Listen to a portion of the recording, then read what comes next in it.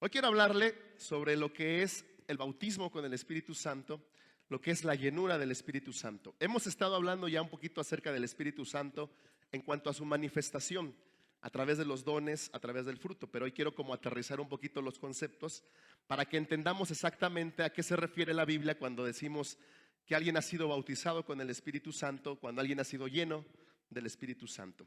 Y es que hay una idea, hermanos, a veces que cuando no hemos hablado en lenguas, entonces no tenemos el Espíritu Santo, y eso es un error. Bíblicamente es un error, porque, hermanos, todo aquel que cree en Jesús tiene el Espíritu Santo. La palabra bautismo quiere decir sumergir, eso significa bautizar. ¿Qué significa? Sumergir. Lo usaban, hermanos, los griegos cuando se referían a una tela a la que le querían cambiar de color. ¿Alguien ha teñido alguna vez una tela?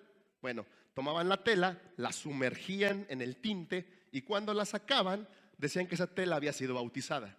Obviamente, hermano, para que se pudiera teñir tenía que ser completamente sumergida, pero lo característico es que usted la metía de un color y salía de otro color. Ese es el concepto del bautismo, ¿sí? Esa es la idea del bautismo. Alguien, hermano, que es sumergido y entonces ya no sale igual que como entró.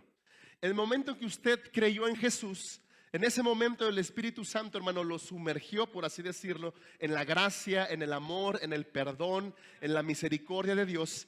Y lo sacó, hermano, y a eso se le llama el nuevo nacimiento. Mire, quiero que me acompañe, hermano, una cita que está en Efesios capítulo 1, versículo 13, que es un versículo que el apóstol Pablo habla, hermanos, a la iglesia de Éfeso, en la cual curiosamente ocurrió un acontecimiento. Ahorita lo vamos a ver. Dice: en él también vosotros, habiendo oído la palabra de verdad, el evangelio de vuestra salvación, y habiendo creído en él, ¿qué dice? Fuisteis sellados con el Espíritu Santo de la promesa. Es decir, que un sinónimo de bautismo, hermanos, en el Espíritu Santo es también ser sellado con el Espíritu Santo. Hubo un incidente en la iglesia de Éfeso, porque cuando Pablo la visitó, había ahí unos 12 hermanos que cuando Pablo les pregunta: ¿recibieron el Espíritu Santo cuando creyeron?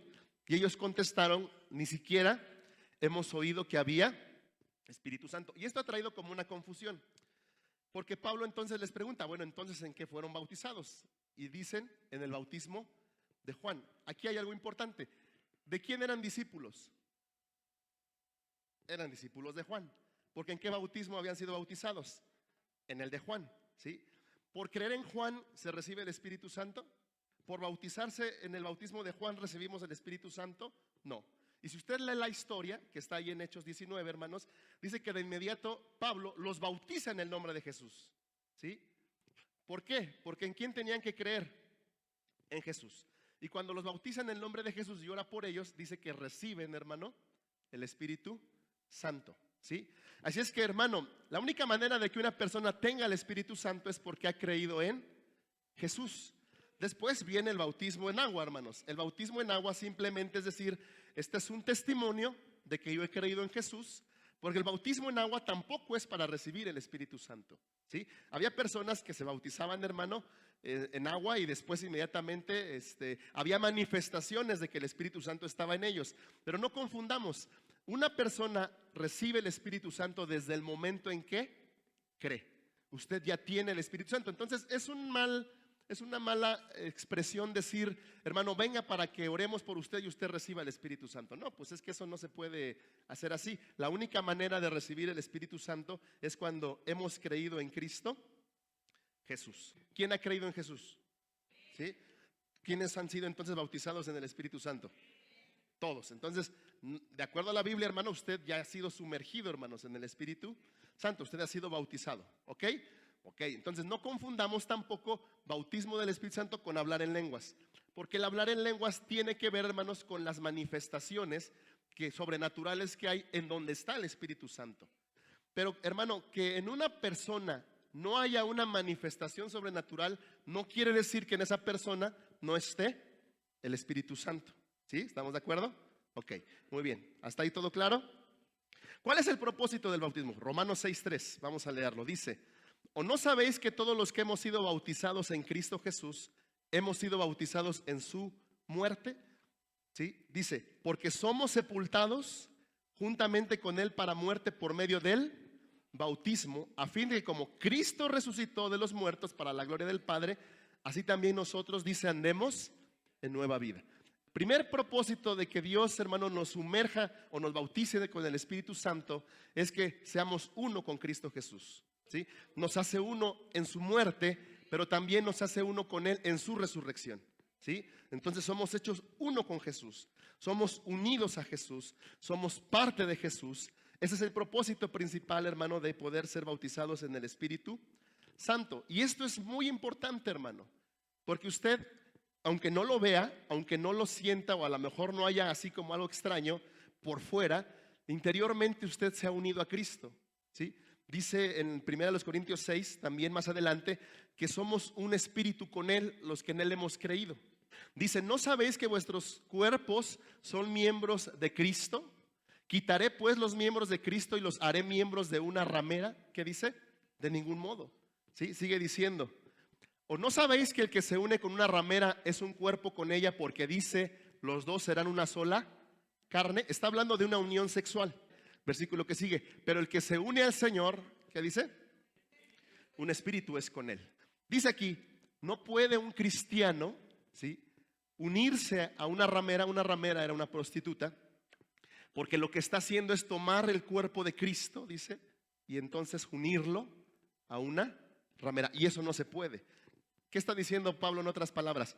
Como el Espíritu Santo mora en ti, todo lo que tú hagas, tú haces que lo haga el Espíritu Santo, ¿sí?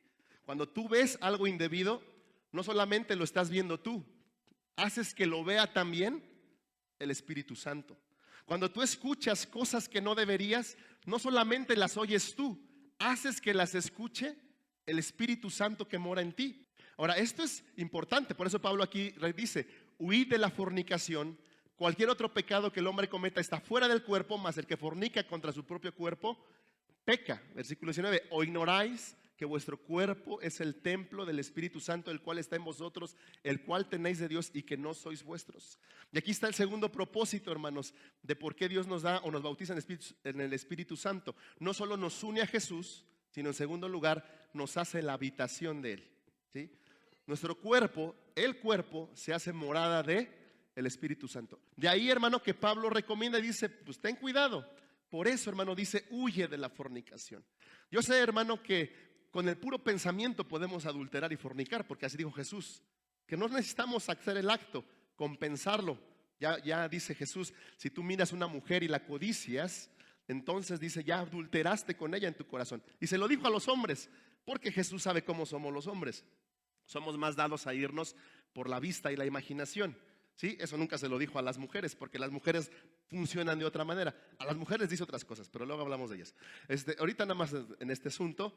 Pero hay una gran diferencia entre que se quede en un pensamiento y lo hagas, ¿sí? Existe un mundo de diferencia, ¿sí? Entonces, por eso Jesús dice, si vas a terminar con el pecado, termínalo ahí en la mente.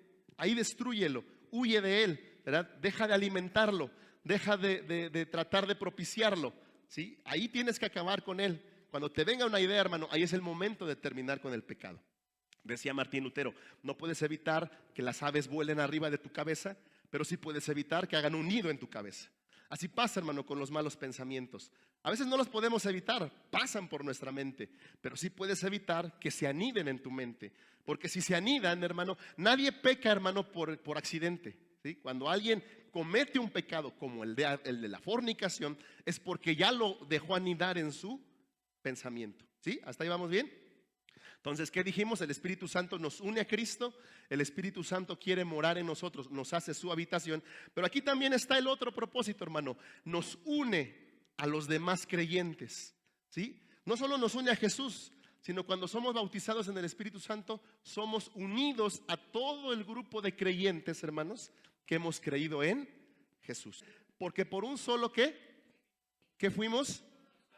Bautizados en un cuerpo, sean judíos o griegos, sean esclavos o libres, y a todos se nos dio a beber un mismo espíritu. Este pasaje es paralelo a lo que leíamos, como en el Antiguo Testamento todos fueron bautizados, hermanos, por la nube y el mar, todos bebieron de la misma bebida espiritual, todos, hermanos, comieron del mismo alimento espiritual. Aquí se nos dice, a todos se nos dio a beber el mismo espíritu. ¿Quiénes? Todos, hermano. ¿sí? Y fuimos hechos parte, hermano, de un cuerpo. Aquí ya vemos algunos creyentes, pero hoy es domingo, en todo el mundo hay cristianos, hermano, que están cantándole a Dios, que están escuchando su palabra, que están orando también unos por otros. Y nosotros somos uno, hermano, en Cristo Jesús, todos juntos, donde la cabeza es una sola. ¿Quién es la cabeza? Jesús es la cabeza y todos nosotros miembros unos de otros. Por eso jamás, de los jamases, hermano, hemos de hacer o atentar algo contra nuestro hermano. Porque si usted atenta contra su hermano, ¿contra quién está atentando? Contra Jesús y contra usted mismo. Pablo andaba matando cristianos y cuando Jesús se le aparece y lo tumba, le dice unas palabras: Pablo, Pablo, yo soy Jesús. ¿Qué dice? A quien tú persigues. Pablo pudo haber dicho: yo en la vida te he perseguido o en la vida te he visto. Pero ¿qué le estaba diciendo Jesús? Si persigues a los que creen en mí, me estás persiguiendo a mí. Por eso usted y yo, tranquilos, hermano, dice el Señor, no te quieras tú vengar, no te quieras tú desquitar, déjamelo a mí, porque el que te quiera hacer algo a ti, realmente me lo está haciendo a mí. Pero a mí deja que yo me encargue, ¿sí? Yo soy el que voy a encargarme de las cosas. ¿Has escuchado de las enfermedades autoinmunes? ¿Sí? ¿Qué es una enfermedad autoinmune? Es aquella en la que tus células destruyen a las células buenas. Esa es una enfermedad autoinmune. O sea, tu sistema inmunológico, que debería de matar a las células malas, como que se le va la onda y empieza a destruir a las células buenas. Y ahí está la diabetes, y ahí está el cáncer, y ahí hay muchas enfermedades que lo que provocan es un cuerpo que se está destruyendo a sí mismo. Y yo digo, ¿no habrá muchas enfermedades autoinmunes en el cuerpo de Cristo, hermano? Pues sí, cada vez que nosotros arremetemos contra alguien de nuestros hermanos. Y un llamado especial a la iglesia, hermano, es: guarden la unidad del Espíritu. Así es que vea, cuando usted cree en Jesús, pasan tres cosas. Se une a Cristo, ¿sí? Se hace usted morada del Espíritu Santo, pero también se hace, hermano, uno con todos los que han creído en Cristo Jesús. Vea que aquí todavía no hablo nada de hablar en lenguas, ni de dones, etc. Eso ya es una consecuencia, hermano, de tener al Espíritu Santo.